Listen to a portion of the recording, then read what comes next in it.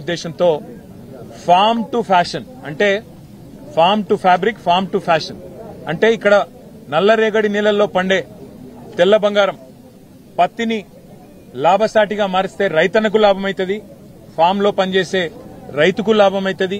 దాంతో పాటు ఇక్కడ మరి ఉండే మహిళలు ఎవరైతే ఈ ఫ్యాషన్ ఇండస్ట్రీలో ఫ్యాబ్రిక్ ఇండస్ట్రీలో పనిచేస్తే వారికి కూడా ఉపాధి దొరుకుతుందనే ఉద్దేశంతో భారతదేశంలోనే అతి పెద్ద టెక్స్టైల్ పార్క్ ఏర్పాటు చేసింది ఆనాటి కేసీఆర్ గారి ప్రభుత్వం. సరిగ్గా 8 ఏళ్ల కిందట 2017 అక్టోబర్ 22 నాడు పెద్దలు కేసీఆర్ గారు ఇదే ప్రాంగణంలో ఆనాడు కాకతీయ మెగా టెక్స్టైల్ పార్కుకు శంకుస్థాపన చేయడం జరిగింది. సరే, మధ్యలో కరోనా రావడం వల్ల 2 ఏళ్లు కొంత ఇబ్బంది అయినా చివరికి ఈరోజు ఇక్కడికి వచ్చి చూస్తే కైటెక్స్ లాంటి పరిశ్రమ, యంగ్ వన్ లాంటి పరిశ్రమ, గణేష లాంటి పరిశ్రమ ఇవాళ దాదాపుగా 25-30 వేల మందికి ఈ కాకతీయ మెగా టెక్స్టైల్ పార్కు నుంచి ప్రత్యక్ష ఉపాధి అవకాశాలు కల్పించే స్థాయికి చేరుకోబోతా ఉండడం నిజంగా కూడా చాలా సంతోషదాయకం. ఇప్పుడే మేము కిటెక్స్ పరిశ్రమను విజిట్ చేసినాము. అందులో ఉండే అత్యాధునికమైన స్పిన్నింగ్ ఇండస్ట్రీని గాని అదేవిధంగా గార్మెంటింగ్ పరిశ్రమను గాని పరిశీలించడం జరిగింది. అట్లాగే యంగ్ వన్, దక్షిణ కొరియాకు సంబంధించిన యంగ్ వన్ అనే సంస్థ వారికి కూడా పెద్ద ఎత్తున ఆనాడు ఇక్కడ ఉపాధి అవకాశాలు కల్పించడం కోసం భూమిని కేటాయించడం జరిగింది. చాలా సంతోషంగా ఉంది.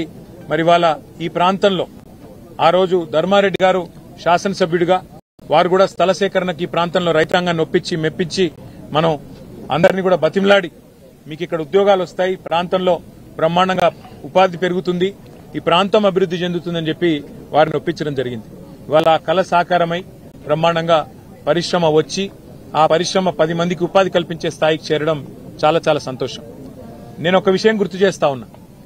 మనము ఈ కాకతీయ మెగా టెక్స్టైల్ పార్కును పెట్టిన నాడు, ప్రారంభోత్సవం శంకుస్థాపన చేసిన నాడు భారతదేశంలో ఒక పాలసీ కూడా లేదు. మనకు మీరు గమనిస్తే పక్కనే ఉండే శ్రీలంక, ఇటు పక్కనే ఉండే బంగ్లాదేశ్ ఇవాళ వస్త్రాల ఉత్పత్తిలో భారతదేశం కంటే ఎన్నో రెట్లు, భారతదేశం మొత్తం 4% మాత్రమే టెక్స్టైల్ ఉత్పత్తి అవుతుంటే ఇవాళ పక్కనే ఉండే శ్రీలంకలో 8%, అట్లాగే పక్కనే ఉండే బంగ్లాదేశ్ లో 7%, చైనాలో 34% ఇవాళ వస్త్రం ఉత్పత్తి అవుతా ఉన్నది. టెక్స్టైల్ ఇండస్ట్రీ అక్కడ అంత బలంగా నిలదొక్కున్నది. ఆ పరిస్థితి మారాలి, మన తెలంగాణ టెక్స్టైల్ కు ఒక హబ్ గా తయారు కావాలి అనే ఒక విజన్ తో కేసీఆర్ గారి నాయకత్వంలో కాకతీయ మెగా టెక్స్టైల్ పార్కును ఇక్కడ వరంగల్లో ఏర్పాటు చేయడం జరిగింది.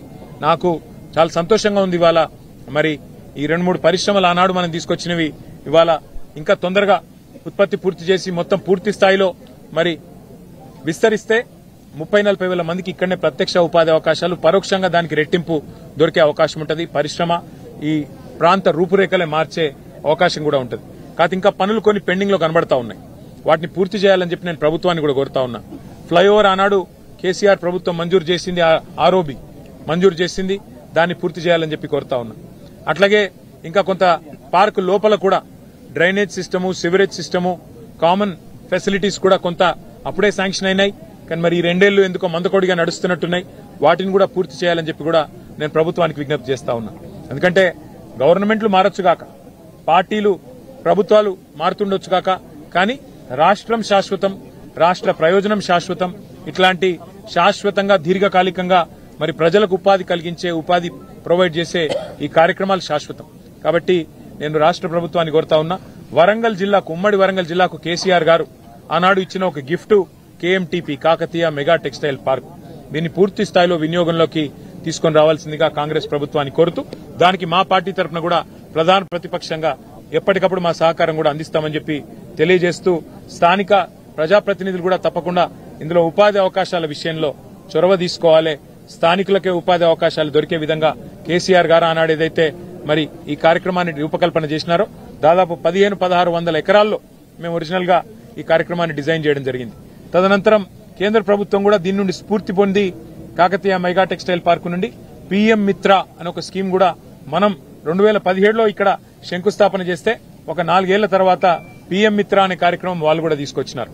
చాలా సంతోషం. ఇవాళ తెలంగాణ ఆచరిస్తుంది, దేశం అనుసరిస్తుంది అనే పద్ధతిలో, what Telangana does today India does tomorrow అనే పద్ధతుల్లో మనం పెట్టిన కాకతీయ మెగా టెక్స్టైల్ పార్కు ఇవాళ భారతదేశానికి ఆదర్శంగా నిలబడడం చాలా చాలా సంతోషం. అదేవిధంగా నేను మళ్ళీ ఒకసారి ప్రభుత్వాన్ని విజ్ఞప్తి చేస్తా ఉన్నా, పూర్తి స్థాయిలో పార్కును వినియోగంలో తీసుకొచ్చే విధంగా